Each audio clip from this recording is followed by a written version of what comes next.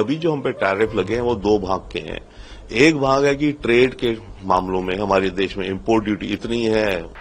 ये जो trade deal है इसमें नवंबर तक होने के चांस हैं, जैसे मिनिस्टर गोयल कह रहे हैं, परंतु जो रशिया का तेल हम खरीद रहे हैं उस मुद्दे को लेके इस ट्रेड डील पर भी असर पड़ रहा है। तो होप किया जा सकता है कि ये ट्रेड डील हो जाए और रशिया के तेल के मुद्दे को अलग रखा जाए, दोनों मुद्दों को अलग रखा जाए। ठीक है, उसमें भी 25% हम झेल रहे हैं। हर देश अपने इंटरेस्ट से चल रहा है, चाइना अपने हिसाब से चल रहा है, अमेरिका अपने हिसाब से चल रहा है, हम अपने हिसाब से चल रहे हैं। पाकिस्तान तो बहुत कुछ चाहता है। पाकिस्तान तो ये चाहता है कि IMF का लोन की पाइप हमेशा खुली रहे उसके लिए। पाकिस्तान ये चाहता है कि सऊदी अरेबिया और अरब एमिरेट से उसको बिलियंस ऑफ डॉलर्स का क्रेडिट आता रहे, तेल आता रहे। पाकिस्तान के चाहने से हमें कोई मतलब नहीं है।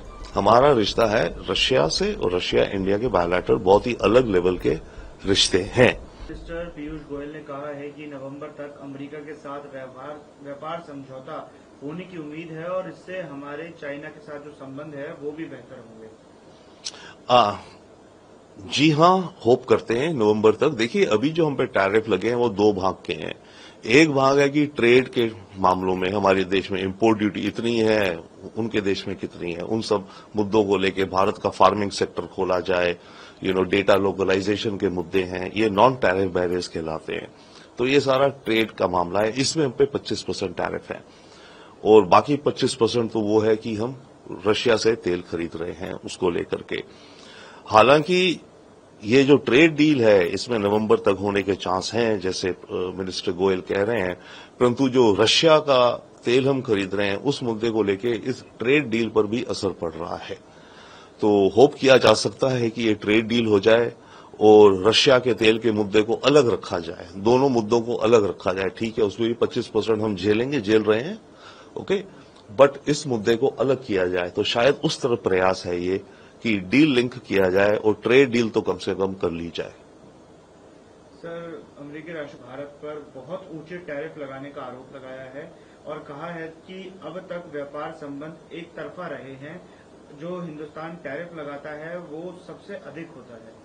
देखिए, प्रेसिडेंट ट्रंप को ये समझना चाहिए कि भारत दुनिया का सबसे बड़ा पॉपुलेशन का देश है और वो भी डेमोक्रेसी है, डिक्टेटरशिप नहीं है। तो देश के अंदर हमारे इतने अपने चैलेंजेस हैं जिनको हम डेमोक्रेटिक रूप से लेकर के आगे बढ़ रहे हैं।